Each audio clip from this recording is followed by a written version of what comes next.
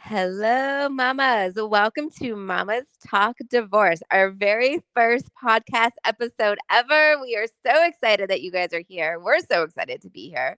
My name is Lisa Miller, And I'm Alessandra Martinet. and we are going to talk all things divorce, dating after divorce, going through your divorce, healing your heartbreak, whether you should stay or go. We're going to cover it all here, and we are so excited to get started. Today's episode, we are just going to let you guys get to know us. So let's start. I think, Lisa, the first we were going to discuss like our stories, right? And how we got to where we are. Yeah, I love that. I think, should we talk about my story? Do you want to talk about your story? Whose story are we Well, talking about? let's just start with you and how you got to becoming a healing from heartbreak divorce coach. Like, what happened?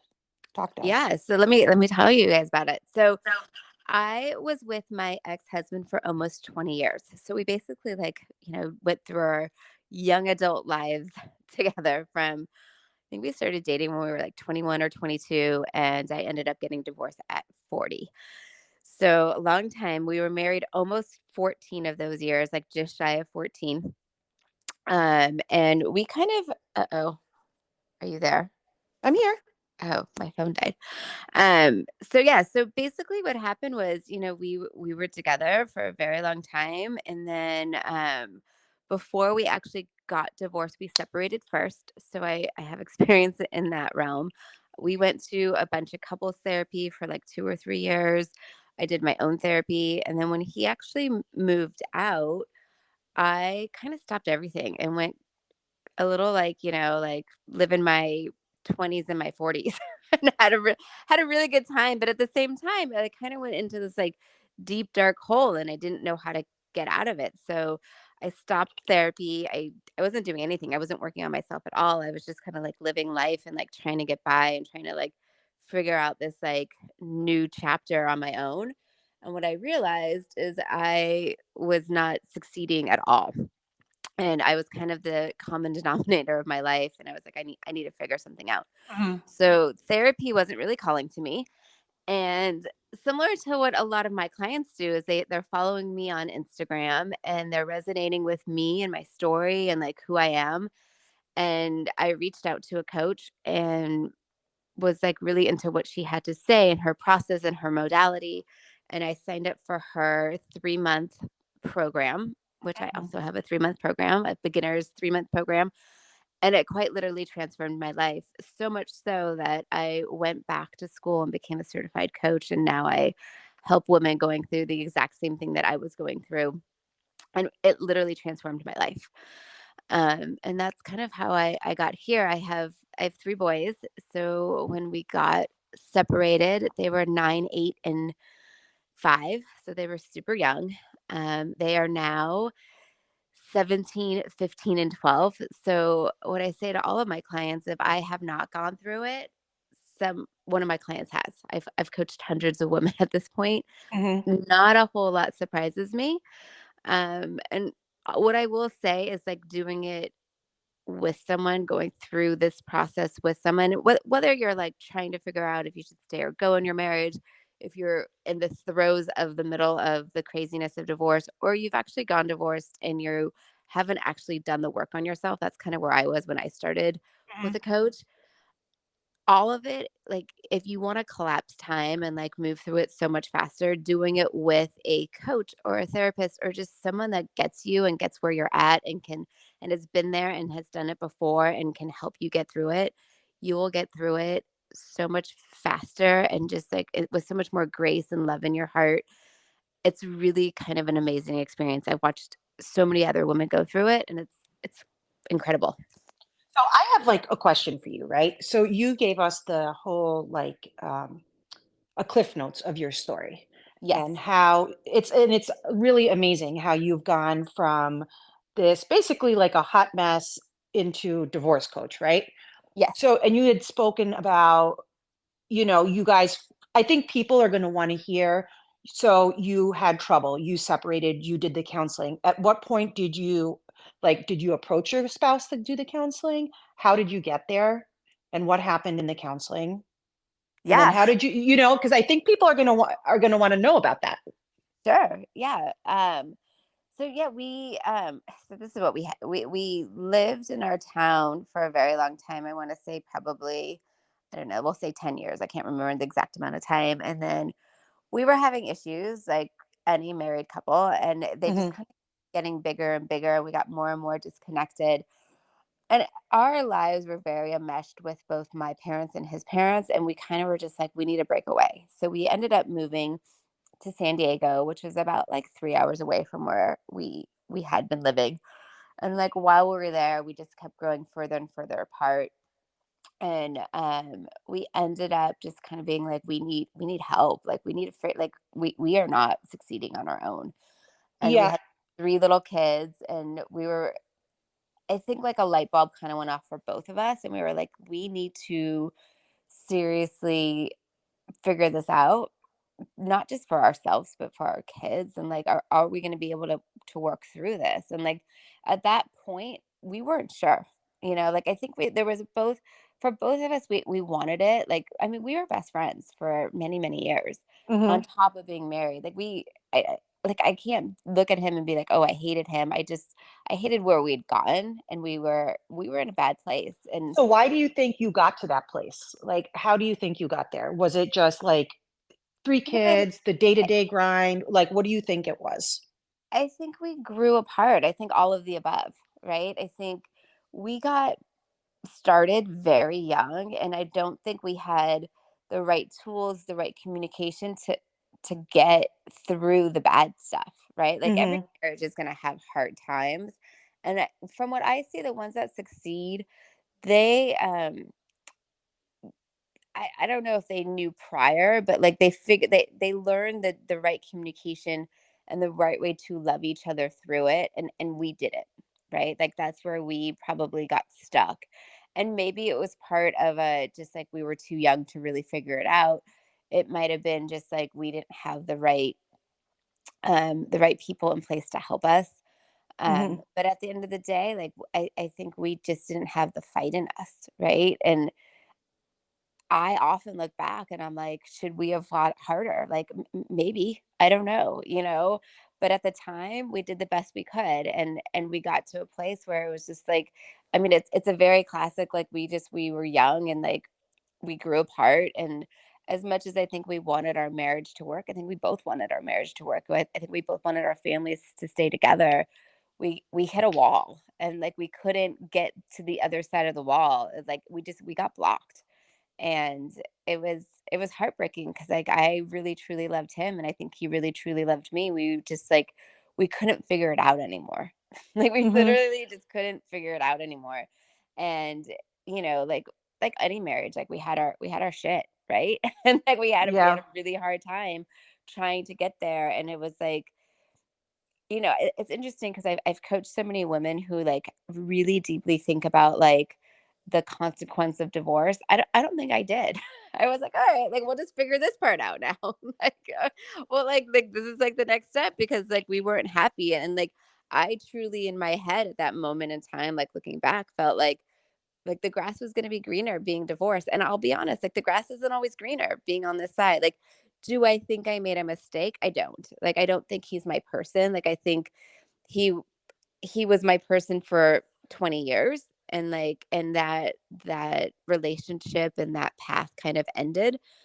I don't Mhm. think we were meant to be together forever. Like who he's become and who I become are very different. Um And I but think that's part of when you meet someone and you're so young, you haven't, like, grown into yourself yet, yeah. right? Yeah, and I think it's amazing when people can grow old together when they start really young.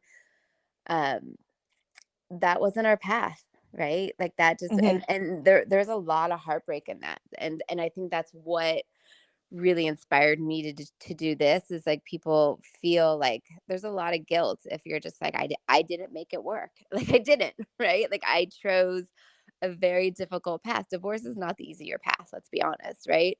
But that No, doesn't mean that we can't we can't have a beautiful life after divorce. And it doesn't mean that like it's the wrong choice either. Right. But I think in the moment, I mean, I was 40 when we first got separated. And so like I think you really find yourself in your 40s if you don't do this work in your 30s, right?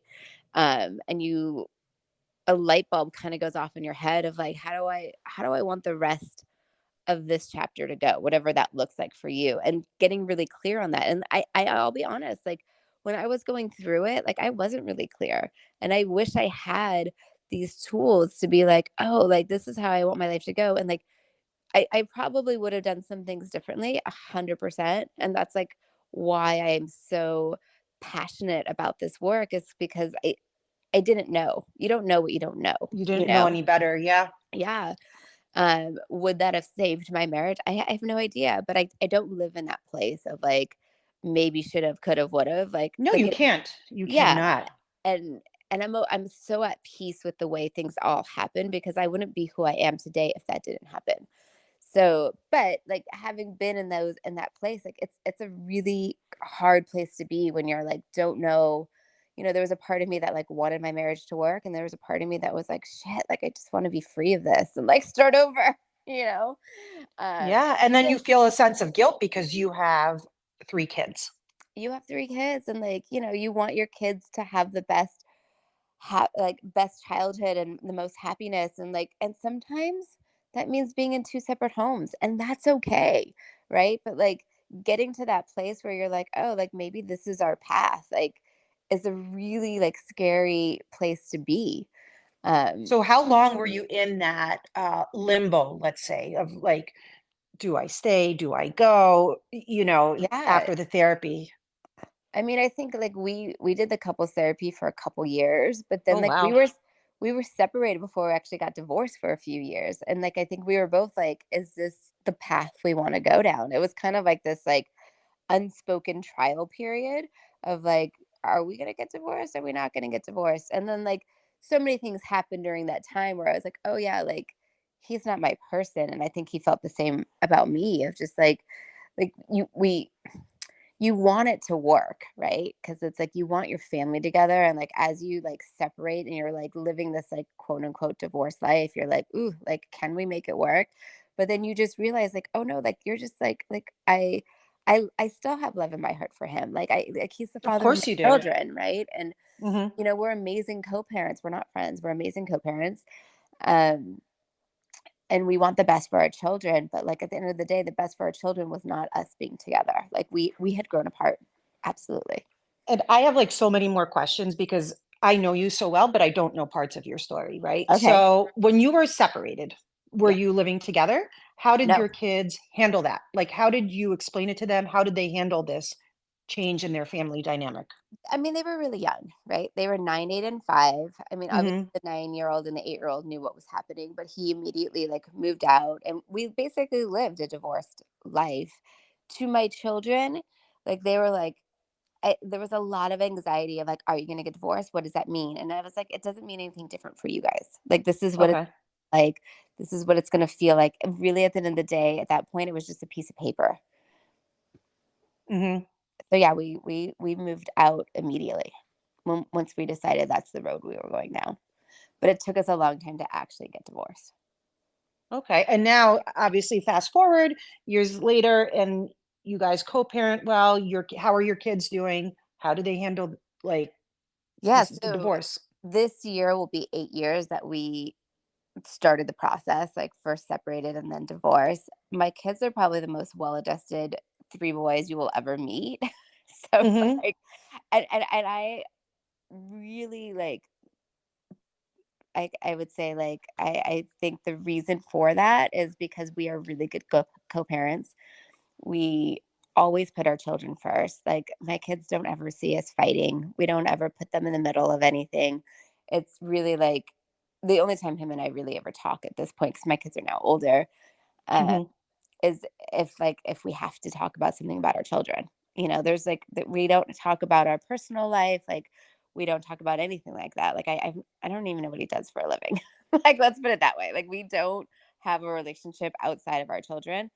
Um, but I And think that's okay. I mean, you're not no longer married. And I think what you just said is the fact of putting the kids first always. And at Always. times parents fail to do that. Yeah, and then that hurts your children. It doesn't hurt you in the long run. It hurts your kids. It hurts. Look, they love you and your ex the same. They're your mom and dad to them, and that's all that matters to them, right? So, like, if you are trying to pin the other one against the other person, like that really messes with their head, and it messes with your relationship with them, right? So, like at the end of the Mhm. our children are so perceptive. They see everything, they feel everything. They know, right? So like if you don't like their mom or their dad, they're going to be like, "Why?" And like start to question like, their safety with you and how much they trust you because they love that other person, right? So you got to keep that all in mind and in check and like as they grow up, like they're going to be like, "Do I like you as a person?" And you better be showing up as a person that you like so that they like you, right? So it's really like an important balance, and it's hard because like especially in the beginning of your divorce, like emotions are high, right? Like this is Yeah, I was going to say it's so hard in the beginning when everyone is, emotional and, if there's been infidelity or people are just angry, it's hard to keep that in check. it's It really, really is. but you have to do it for your kids, right? Like if you can't, I say this to my clients all the time, if you can't do it for you, which is sometimes the hardest person to do it for your kids because you want to have, I mean, my relationship with my kids is insane. It's so good. It's so like we're so close. We're so honest with each other.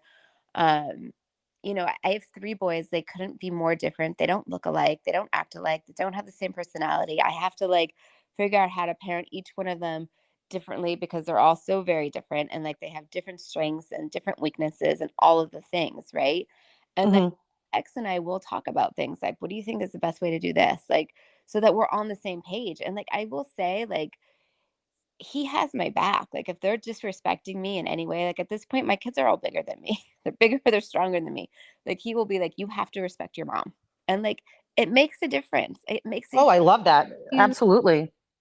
so like, and my kids do respect me. And like, they will say to me, like, they're like, Mom, like, we're closer to you than like a lot of our friends that have like married parents. And like, it makes sense. Like, there's not another adult. Like, all my attention's on them when they're here. And like, so like our relationship is different, right? And it's like, and I'm not saying like, just because you're married, you don't have a good relationship with your kids. Of course you do. It's just different, right? No, you And become a little unit when you get divorced, yeah, right? That's the way I like see a it. team. Like we're a team. Yeah. And we have to work together and we have to figure it out and we have to love each other through it all, right? And does that mean my kids don't fight? Of course they fight. Does that mean we don't have like hard times? Of course. Does that mean they get mad at me? Of course. But we work it out in a different way, and like and you get to experience that. Like there is beauty in having just like your kids just to yourself on those days. Like, a lot of my clients come to me and they're like, it's so hard when my kid is at like their dad's or their mom's or whatever it is. And like, yes, and can you appreciate the time that you have with your kids? Like that's a more special time and you get to show up as like this mom that like gets to really take in that time and appreciate that time. And then when they're not with you, you get to appreciate your alone time and like you get to so it's like yes, it's hard, but like it's just different. It's not That's exactly it. It's different. it's just different, and it's not what you pictured, and this whole, like, like, I feel like I'm a mom 50% of the time is BS. Like, again, as your kids get older, depending on where you live, like, your kids have more of a say of where they wanna go. Even on my off weekends, I see my kids all the time. They always stop by. They always say, "Hey, what's up?" Like, my kids drive now, it's like, even my little one who doesn't drive is like, "Mom, can I come over for a little while?" Of course, right? So it's like because I have built this really strong relationship with my children, I still see them. I mean, my kids are also like super active and in sports, so like that also makes it a little easier. Like Mhm. I think that's like a trick for all single parents, get them an extracurricular so you can see them on your off weekends if like you're having a hard time. Like even that 1 hour makes a difference, right? But it's like, Absolutely. but also on the flip side, if you have 3 kids like I do and there's all 3 are in extracurriculars, like, you have to give yourself grace on the days where you're just like, "Oh, like, I'm not going today." Like, I mean, today, like my son has a baseball game. I'm not there. I'm going out with my friends, like, and that's okay. Like, because I Well, you totally also care. have to yeah, but you to be a good mom, you have to take care of yourself. 100%. Yeah. Super important. Okay. Well, and one last thing, like if you like we talked about how conflicted you were in the beginning of everything and where you are now. If you could give like one piece of advice to someone who's in that conflicted stage, what would you tell them? Oh, I love this question. So I would say put it on the shelf. Like if you're just like, I need to make that decision, I need to make that decision, like take that pressure off of you. I would say really lean into working on yourself. And as you work on yourself, you will start to get the clarity that you need. When I say work on yourself, like there's things going on inside of you outside of the relationship that you need to actually probably focus on that you haven't yet. And that's why working with someone is so, so important during this time because trying to get that answer of clarity is going to be really, really hard to do on your own. And Mhm. I would say, like, give yourself 3 to 6 months and like, there's journaling prompts that you can do on like a daily basis to start to kind of see patterns and you'll start to see like, oh, like is this something I want to work on? Is this something I don't want to work on? And there's going to be days where you're going to be like, I still have so much love for this person, and if there's still just like a little ember of love and hope, like I would say keep working on it because at some point there won't be or there will be more, right? And it's gonna go one way or the other. But if you have all this pressure, like I need to decide right now, you're gonna be spinning and you're not gonna be able to make a really clear, good choice for yourself. That's amazing, Lisa Miller. I love Thank you. that. Thank you so much. This was fun. Thank you. I hope this gave everyone a little bit more insight on who I am and of what I stand for, and maybe it helps you a little bit in your own story. That's what we're here for. Okay, bye everyone. Thank you.